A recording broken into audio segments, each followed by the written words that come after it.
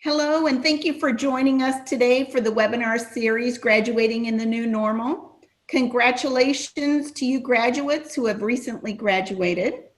My name is Sheila Gallagher Price, and I am the liaison for the College of Social Sciences.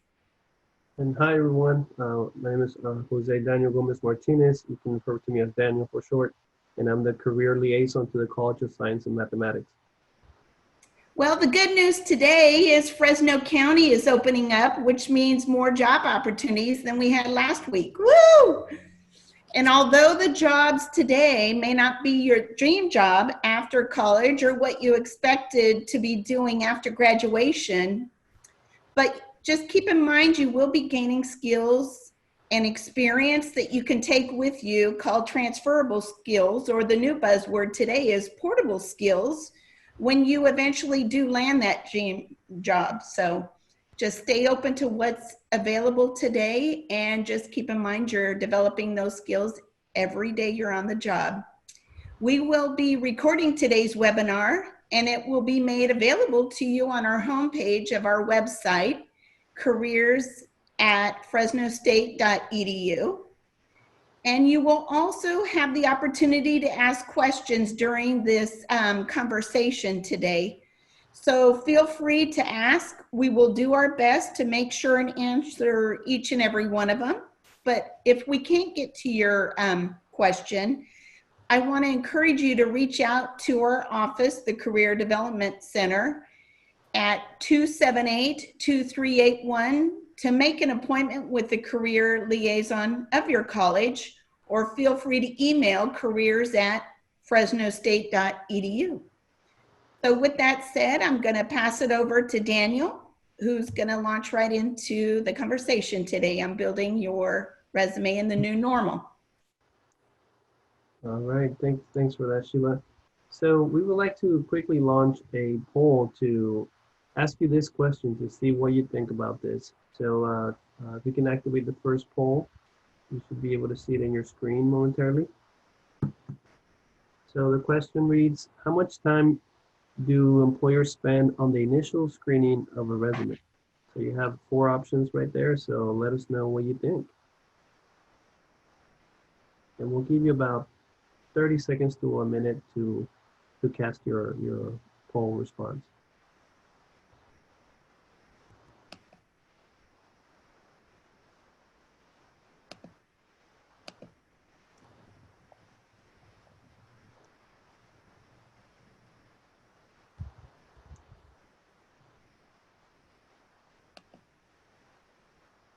Okay, so a few more seconds for you to respond, and then we'll show you the answer to this.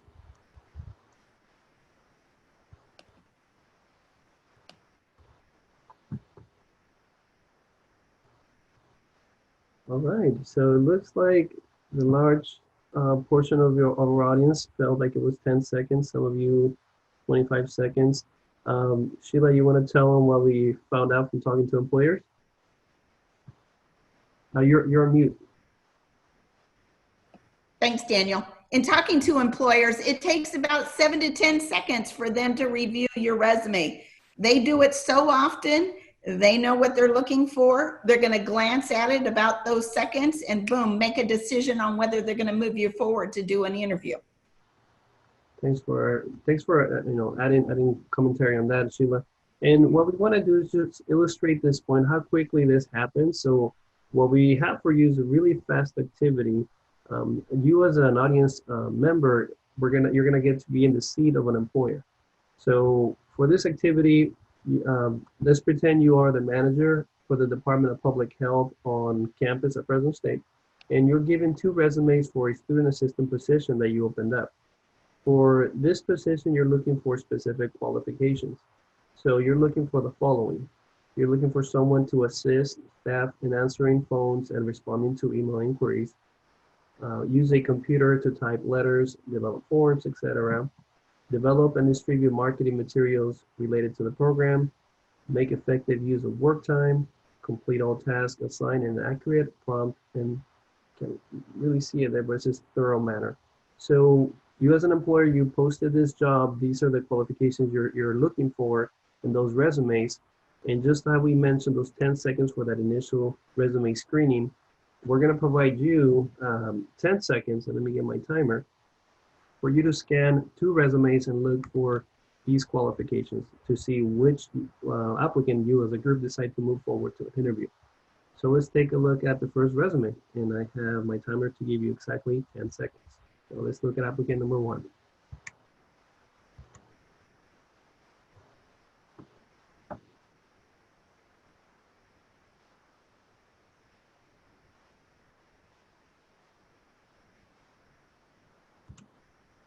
That was 10 seconds. It probably felt really rushed, but that's usually about the time they spend screening that first resume. So let's look at applicant number 2 and keep in mind those qualifications we talked about.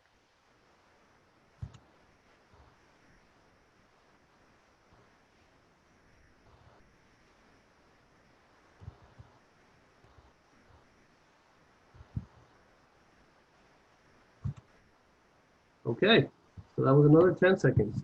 So now we would like to open up another poll. And if you as an audience member can cast your vote on which applicant based on those resumes and those 10-second initial screenings you would call for an interview. So we'll give you about 30 seconds to about a minute to cast your vote. Applicant number 1 or applicant number 2.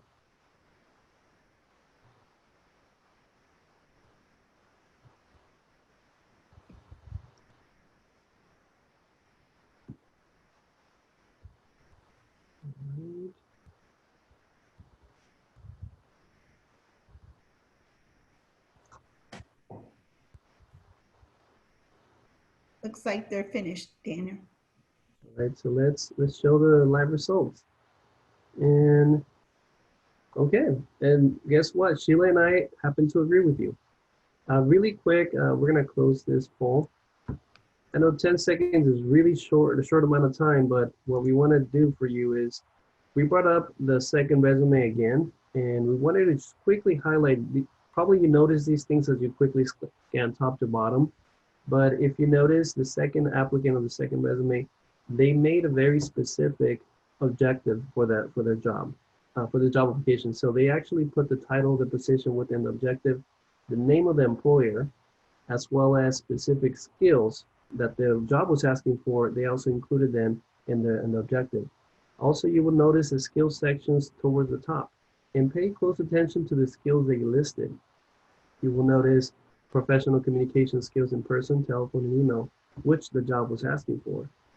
You will notice additional communication skills, which is in this specific example being bilingual.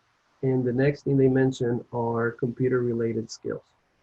So as you notice, everything in this skill section is relevant to that job, what the employer was asking for. If we move down to the work experience or the other experience sections, you would notice answer multi-line telephones, transfer calls, answer general questions, utilize Microsoft Word, Excel to create specific invoices, but pay attention to how they're describing those jobs. I feel pretty confident in saying that this was probably not the only thing they did in those jobs, but these are the activities or tasks that are relevant to the new job they're applying to. If you continue down below, even volunteer experience counts. As you notice, they talk about how they utilize communication skills to contact folks or foundation by telephone and email. You notice how they created marketing materials, and they highlighted that here as well as here in the bottom. So you can mention within your job descriptions and those bullet points any task or activities that relate to the new job you're applying to. But overall, when you zoom out and you look at the entire resume, the resume is completely tailored to that student assistant position that this applicant was tailoring that resume to. So that's going to be our conversation today. We're going to take a look at a job example. We're going to really break it down to how you really understand the job description and how to tailor the resume using keywords, specific skills that the job asks for, and how to really put that in a resume format. So some quick overview on resume layouts and how to help you stand out, especially in the current job market. We have job openings. There's still jobs available, but we have a lot of folks applying to these jobs. So if you utilize the tips that we're suggesting to you, we feel confident that we can help your resume stand out amongst other applicants. So first thing is review your resume format. see how you have your sections laid out. Is it easy to read? You just experienced 10 seconds screening a resume, so maximize those 10 seconds to really have those important keywords or skills pop out within the initial screening. So make it easy to read. Update your resume objective for every job. If you're going to include an objective, make sure you're updating it. That way you don't send, the wrong resume to Target or CVS or another company organization, and you put the wrong company in there. So make sure you're updating those. Really understand what a job description is asking you, and we'll do that in a bit. We'll really dissect it, so that way you notice those keywords, those key skills that are popping up throughout the whole job description. And as you do this, really focus on those skills and experiences that are relevant to each of the jobs you apply to. That's what's going to help your resume really stand out. So for this quick example, we wanted to highlight a position with CVS. We are keeping an eye on the local market, and we notice this position has various openings throughout Fresno and Clovis. So we are aware that this may not be your dream job coming out of college. So we wanted to make note about that. But nonetheless, we're going to really break down how job descriptions are laid out and how to understand each of the sections. But Sheila, you wanted to add a comment on this? Yes, and keep in mind during this pandemic, the job opportunities are shifting in a different direction. Again, it may not be your dream job, but it's a job nonetheless that you can gain the skills and experience that you can take with you eventually to that dream job that you're looking for. Thank you for that, Sheila. So for this example, I wanted to show you the live website and what information is housed there.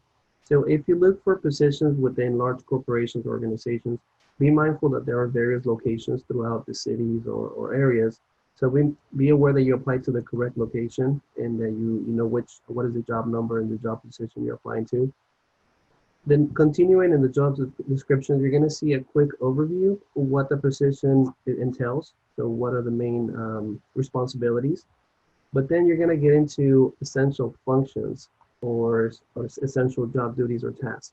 And most job descriptions will have these outlined to really help you further understand the activities that you will do during your work shift. So you'll see those here.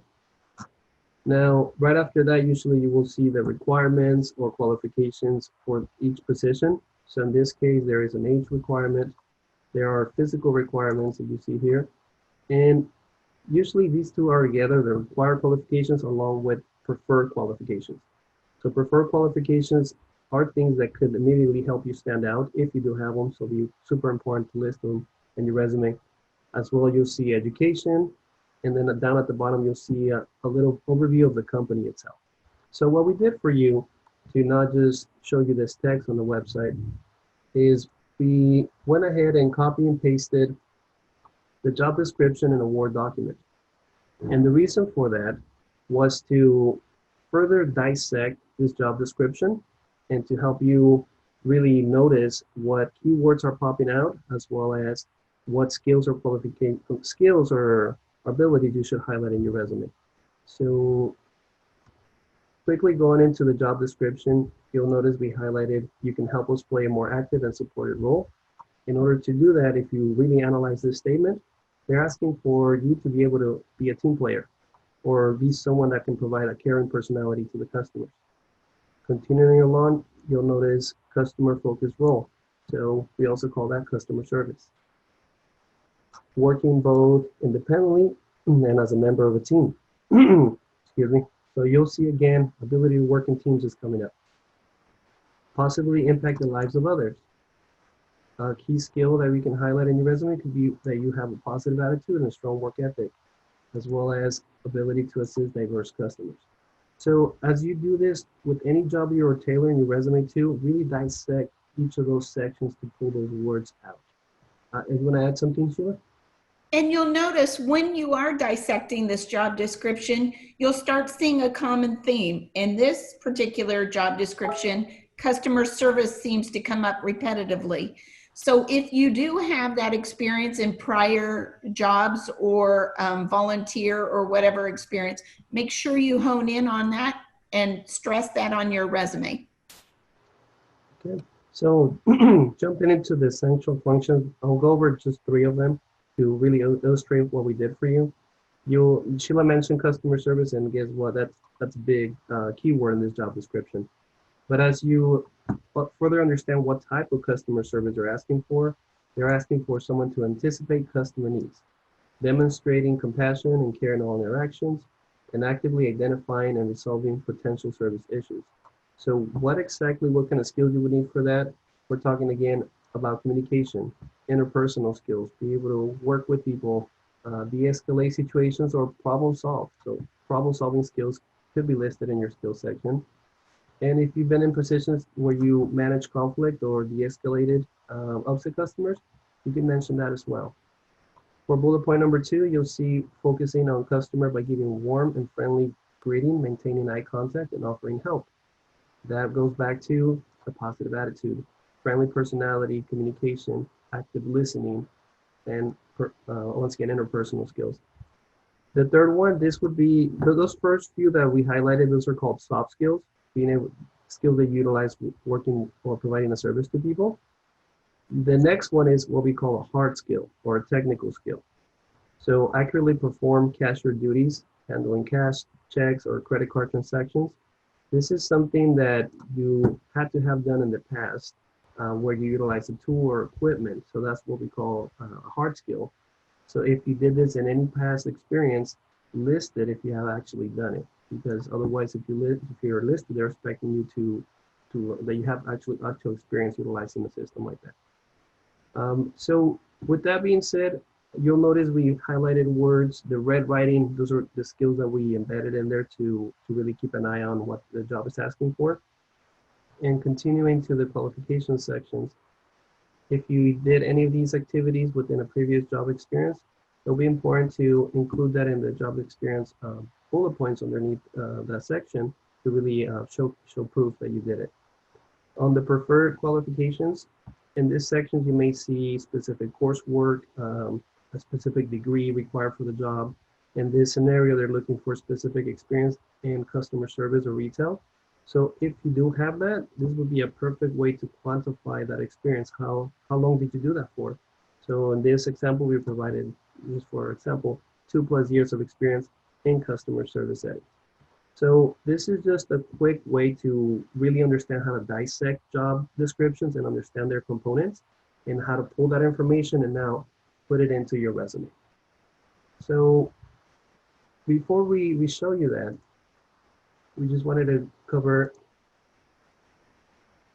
a format for resumes that we feel, and also in talking to employers, Sheila will add on to this, is a good way to showcase your experience, your skills, your education.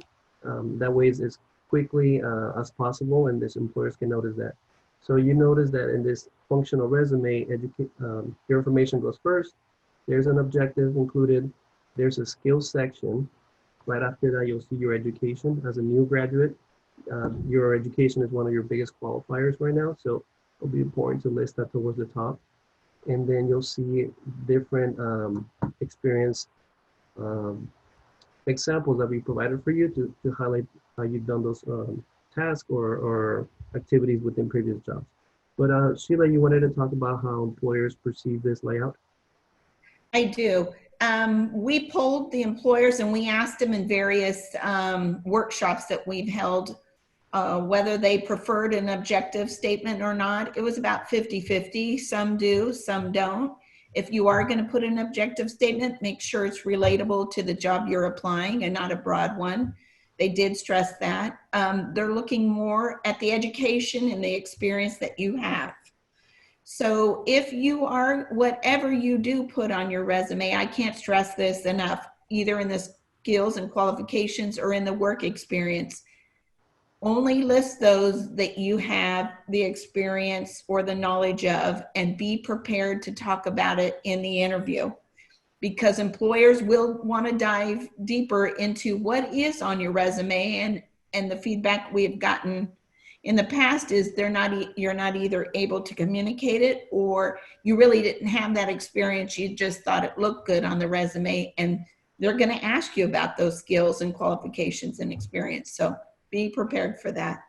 Yeah, so as Sheila mentioned, be prepared to provide concrete examples. So if you mention interpersonal communication skills, talk about when you've done presentations or working groups. So those are the type of examples that they want to hear in those interviews once you make it to the next round. So as you see this layout, we're going to go into each of those sections in a bit more in detail. But you will notice we didn't include a reference list or references towards the bottom of the resume. If you are not filling completely the resume page, that's information you could add. But if you have experience, employers would rather see the experience listed in the one-page resume than references. References, you can provide a different document where you include those and attach that as well to your application. But like I said, keep references optional within the one-pager. One more, tips on layout. It's important to keep it to one page. If you have information on that second page, the employer might not get to it on that 10-second initial screening. So keep the most important information on the first page and try to keep it to one page. Information about work experience, try to keep it to within the 10 years recent experience. Your margins. If you are running out of space, go from 1 inch to half-inch margins. This is an example of a half-inch, so it still looks professional. In terms of the font type, if you're using Times New Roman, those are really pointy letters. So keep that in mind. We recommend Arial, Helvetica, other types of font that are more round and are easier on your eyes to scan. The size of the font is important. So the shortest we recommend you go is 10. The highest is 12. That way it's not too small or too big. But when you write your name or the section headings, it's okay to go a little bit bigger, like a 10 or 16 font size. As you notice in this example, it is a very professional document. There is no pictures, there's not a lot of coloring, there's no like pop out whole sections or figures or shapes. Keep it to text. It's really important that you keep your resume professional, and also there's no common words. It's very like technical writing, very professional writing, and use those keywords from the job description. So just quick on some other areas. We wanted to talk about your contact information. If you're turning in a physical copy of your resume, it's okay to put your full physical address and phone number as well as a professional email. If you don't have a lot of experience, you can maximize your contact information by creating a block section in the top. But if you're gonna update this online to like an Indeed, Glassdoor, or any other job online service, it's okay to not put your full physical address and a phone number, as this information will be public. So if you want to keep that private, that's totally fine. You can put just the name of the city where you live in, state, and your email. All right, so now going into the objective, as Sheila mentioned, some employers are 50-50 on this. So if you're going to include one, be very specific to each job. So for this example, we provided dynamic individuals seeking a retail, the name of the position, associate position with employer, with CVS to provide great customer service. If you're struggling to keep your resume to one page, don't include the objective, and it's totally fine. Now, talking about skills. These are skills that we wanted to highlight that you have developed throughout your college experience. So all of you should have an experience working in group projects. So that, you are able to write in your resume experience working in teams, and that's one example of it. Speaking and listening attentively or effectively, you were required to do presentations. So you do have those skills. In terms of organizing, management, and leadership, you had to, like we mentioned, work in those projects. Maybe you did have part-time jobs where you had to de-escalate problems or manage conflict. That is one way that you can mention these skills. In terms of programming, all of you had to do research papers or create projects. So you have experience understanding and creating a plan and then carrying that plan and providing a final product. So these are different ways to understand the skills that you get through those experiences, as well as human relations. This is your ability to work with people and be empathetic, be caring, actively listen. When you are on those group projects, you probably have to come up with how to delegate responsibilities and how to hold yourself accountable.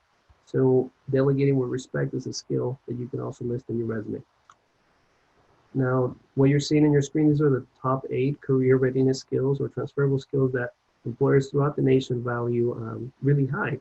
So you will notice, once again, communication is super important.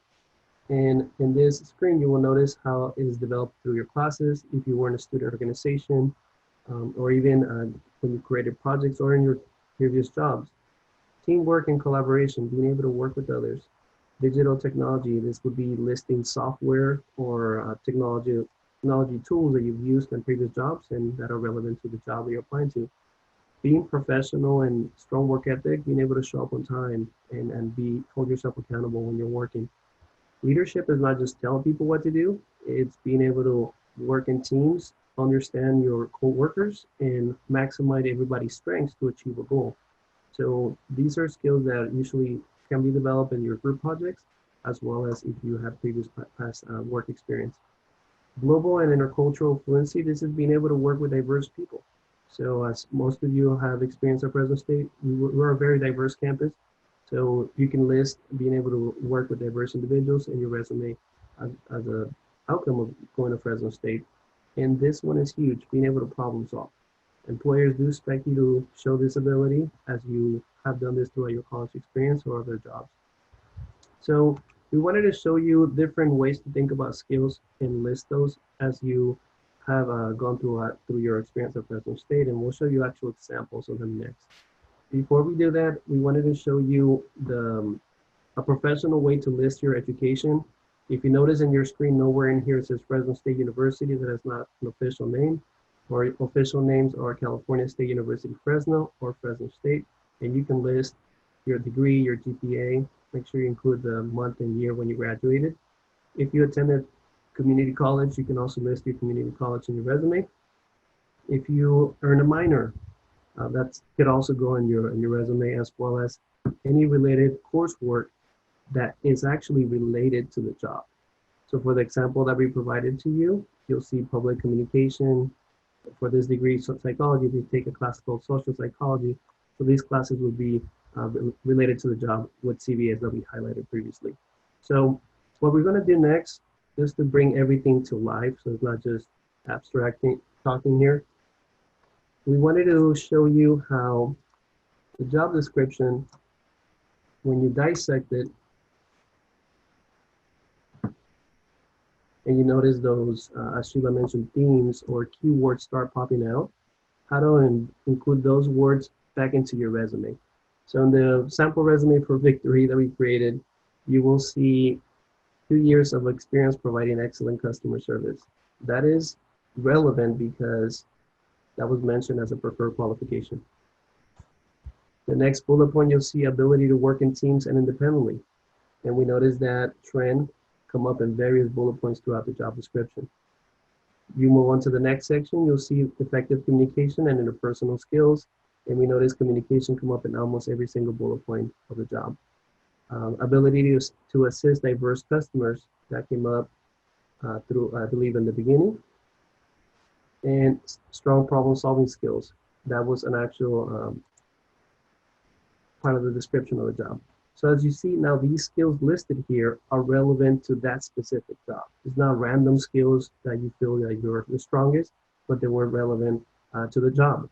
You'll see the education section, a class that is relevant, public communication. And now what you see in the next part of the resume, that would be your experience section. We provided examples for sections where most of you have gained experience as a college student, like a part-time job off campus, a student assistant job or on-campus job, an internship, a course project. A course project could also be listed in your resume. If you volunteer somewhere or you took a class that had a service learning component, we also did an example and we'll go into detail in a bit, as well as if you were part of a student organization. Maybe you had a leadership title. For this example, we talked about someone being a treasurer. So what we're gonna do next is we're gonna talk about those bullet points. Those bullet points are super important, and we wanna show you the structure and how you can really stand out when you describe your experiences. Really quick, the first line or your first two lines should have these components when you list experiences: the name of the employer, the title of the position, so what was your job title, the city and the state, because some of the jobs that you have maybe were out of the town of Fresno. Also, date ranges, super important, can't stress this enough. You should list month, year, dash, month, year. Stay away from listing month dash month and then the year, because some folks that review your resume don't know when you started, when you finished, when you do that. So be very specific to month, year, month, year. You want to add something, Sheila? It's 12:31, Daniel. So maybe if we want to go more into the experience part of it, Yeah. being So, mindful of what time it is. got it. So what we're gonna just conclude our conversation with is really breaking down those bullet points for you. So in the first bullet point, you'll see provide excellent customer service to diverse customers. As you notice, we utilize keywords from the job description here, but it's not enough to just say that. It's important for you to talk about how. How did you provide those services? In this example, well, they listed them here, and one of the ways was coming directly from the job description. The second bullet point that we wanted to highlight to you is if you're able to include numbers in your bullet points, that really provides a visual to the reader. So on average, serve 300 plus weekly customer inquiries in person and over the phone. That gives me a better visual when you add that number compared to when you didn't. And that can really quantify the amount of experience you have doing something. I like that, Daniel. It actually gives a visual for the employer who's looking at the experience. Can I ask, do we have any questions from the audience that you'd like us to go over as we move forward? So as we open it up for questions, we wanted to highlight these three bullet points here for you. If you've been in a position before where you've trained new hires, it'll be important to mention that in your job descriptions. And especially if you train them on activities that are required for the job you're applying to. The last two are what a colleague calls achievement statements or accomplishment statements. It is okay to talk about when you brought up an idea or you were innovative in a job, and for this example, propose a new strategy to speed customer service inquiries, and mention if it was implemented by your employer. So that would be a way to talk about something in a verifiable way. If you have numbers to show improvement of something, that's also something you can mention in your resume. I do have a question, Daniel. There is a question. Will this or another sample resume be available for reference? I just want to say we will be going over at the end where we have a career success guide that has multiple examples of resumes, industry specific or general, and that can be found on our website as well, our homepage, the career success guide. So we'll make sure and cover that Okay. if time allows. Yeah, so just as you see visually in your screens, you'll see different ways to describe your experiences and try to embed those key terms or activities as they relate to the jobs. And it may be through your class projects, it may be through volunteering, or it may be through your student involvement in clubs or organizations. You can highlight those skills as well as activities that relate to the job. So at this moment, just want to make a quick closing comment on your resumes. And these are things that you can also include to close your resume at the bottom. If you have specific certificates like a first aid or CPR, you can mention that in your resume. Trainings or workshops that you've attended that are relevant to the job could be listed in there too, as well as if you have any award or accomplishments or membership to an organization or an association related to your field. So I'm going to pass it over to Shiva to answer the question we got on the resume samples and how to contact us and watch this recording.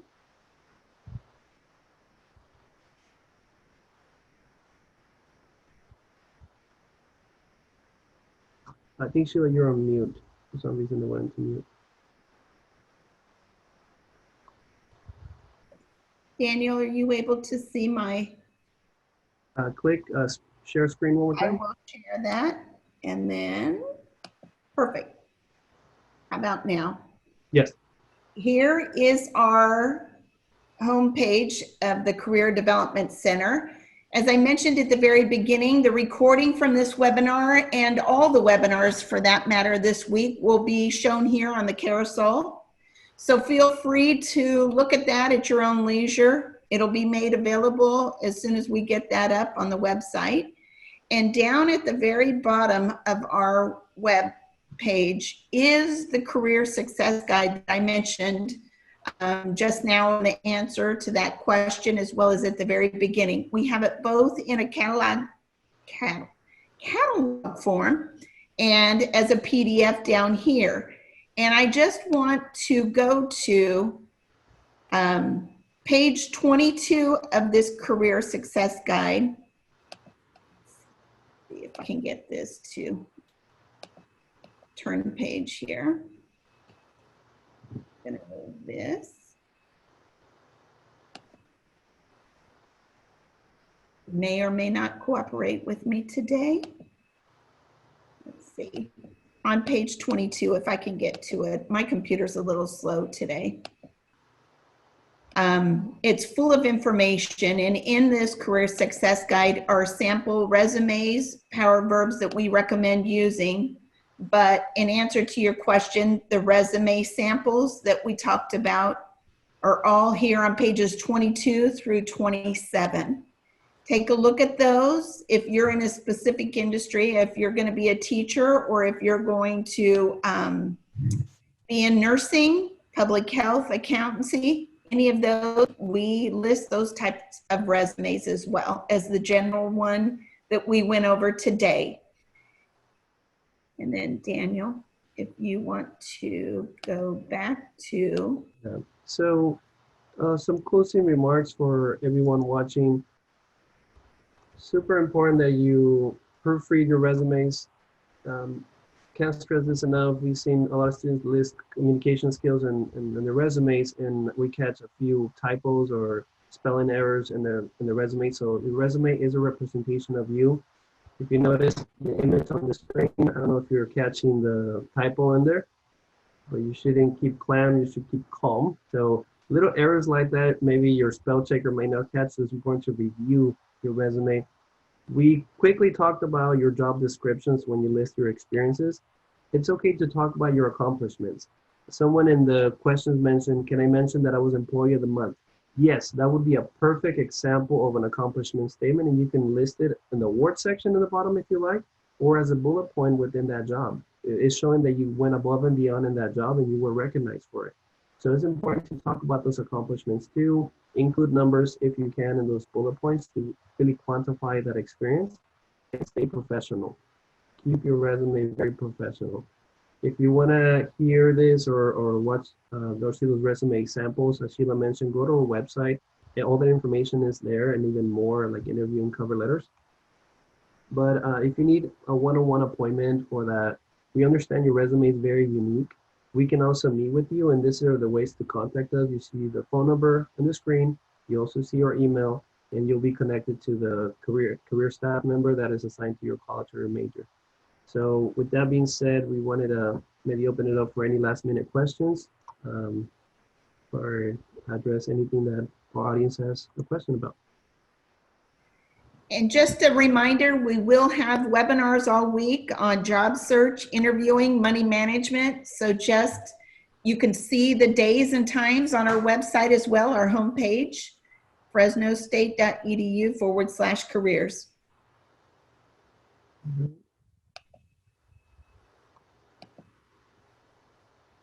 Well, with that said, I want to thank you all for attending our webinar, and feel free to reach out to us.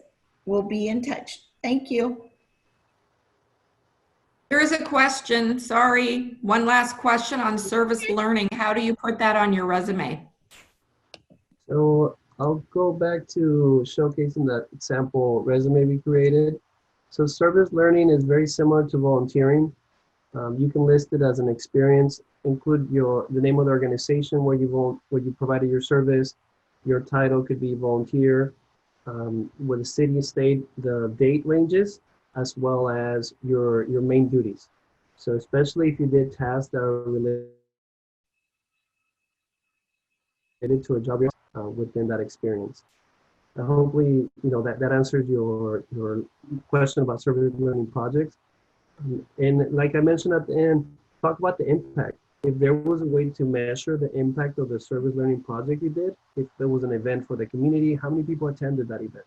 Or if you had to do a project to revamp a park or clean up a certain area of town, talk about how that impacted the community. So there's different ways to talk about the outcomes of those projects, and we'll be more than happy to talk to you in a one-on-one conversation. But don't sell yourself short. Talk about duties and those accomplishments too. I don't see any more questions. Let's see. Great. Thank you all for attending. And then if you want to have any one-on-one with your own resume, feel free to reach out to our office. Thank you very much. Have a great day. Bye, everyone.